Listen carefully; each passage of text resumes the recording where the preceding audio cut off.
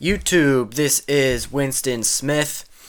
I came across this Dove commercial and decided that I needed to make a video about it. So let's just start off with the commercial itself. It's time now to bring out the pretty people, and I double dare you to find them prettier than these ladies here.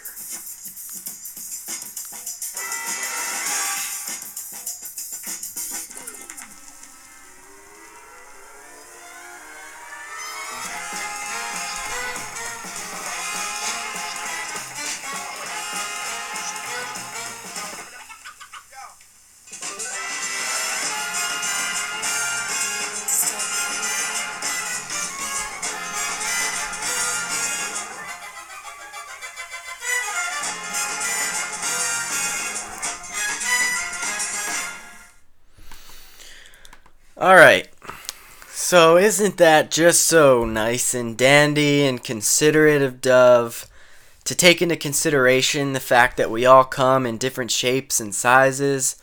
I feel so celebrated that I can finally pick up a plastic bottle on a supermarket shelf that captures the soulful essence of who I truly am as a person. Because every time I look at my goddamn soap, I think of the impossible standards that society expects me to meet. Finally, there's a company that gets me. That, I imagine, is what Dove hopes their idiotic consumers are thinking. But wait a second, isn't Dove, isn't their parent company Unilever, who also owns Axe?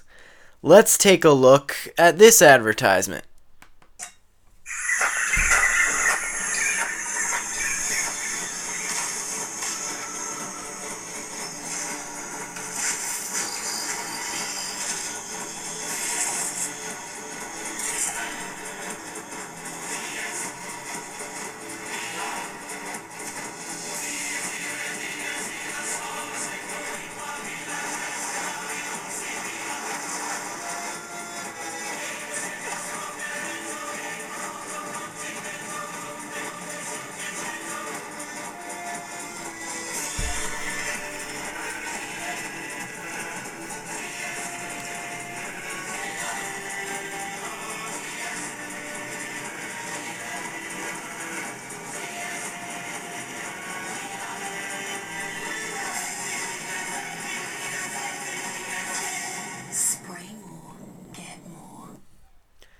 So we have the same parent company celebrating the women's shapes and the diversity that they bring us, and simultaneously creating advertisements that oppose that message.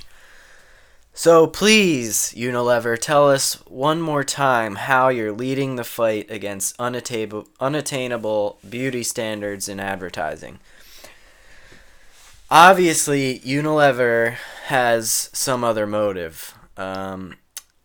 Maybe it's the fact that feminism and equality happen to be really fucking trendy right now, and after the election, it seems like companies took note of the fact that Clinton won the popular vote, saw those people as consumers in distress, and decided to exploit that vulnerability.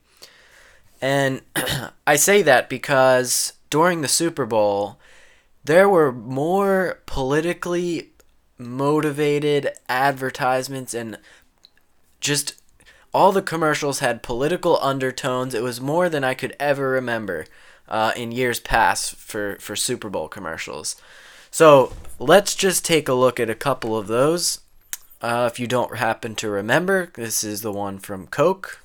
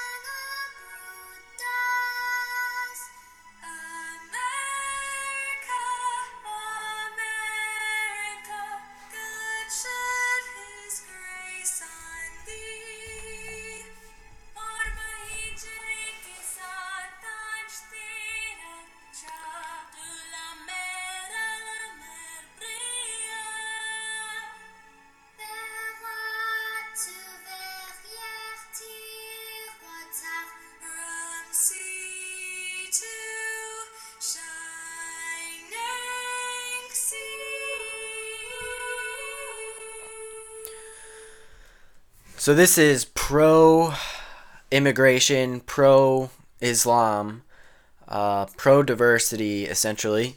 And this was obviously to fight the fact that Trump touted during his campaign that he wanted to build a wall and also end immigration from all Islamic countries. So let's go on to Audi. This, as you will see, relates to gender equality. What do I tell my daughter? Do I tell her that her grandpa's worth more than her grandma? That her dad is worth more than her mom?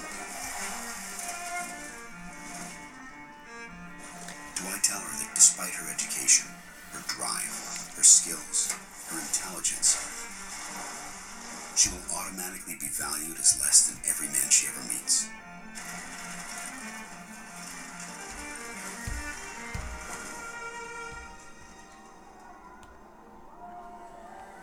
Or maybe I'll be able to tell her something different.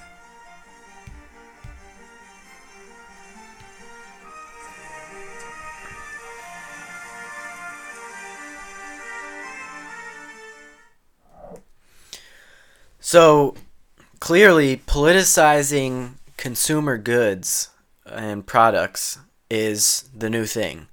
And I think that a lot of people don't recognize the fact that they need to wake up and come to the realization that they're being sold consumer goods under the veil of social justice. Grassroots movements are no longer movements when they become marketing campaigns. It's a complete gimmick, and yet people still buy into it. Now, I was on the subway the other day, and I'm standing there, and I see this ad, and it says patriarchy-free underwear. And I wasn't sure if this was real or done as satire. Sometimes people put up their own, like, do-it-yourself homemade advertisements on the subway. So I didn't know. I thought initially it could have been one of those, but I looked it up, and it is indeed real. And that kind of ties into Poe's law, right, which posits that we're in an age where there's such radicalism that it's becoming more difficult to distinguish between satire and seriousness. And so I looked into this company. It's called Thinks, and of course the founder is this of the underwear company is this millennial that lives in Williamsburg, New York, one of the most hipster neighborhoods on the planet. And if you don't know Williamsburg, all you have to do is Google image it, and the first things that appear are hipsters getting arrested at protests and drinking craft beers in empty warehouses. I don't think much more needs to be said about that. So while these, white elite women who can afford their $3,000 a month loft in Brooklyn are selling underwear in the name of fighting patriarchy and selling plastic bottles of soap to vulnerable women, there are actual women and girls who face the reality of real threats, such as honor killings, being stoned to death for the slightest misstep in interacting with a man, homosexuals being thrown off of buildings, genital mutilation, all of that stuff.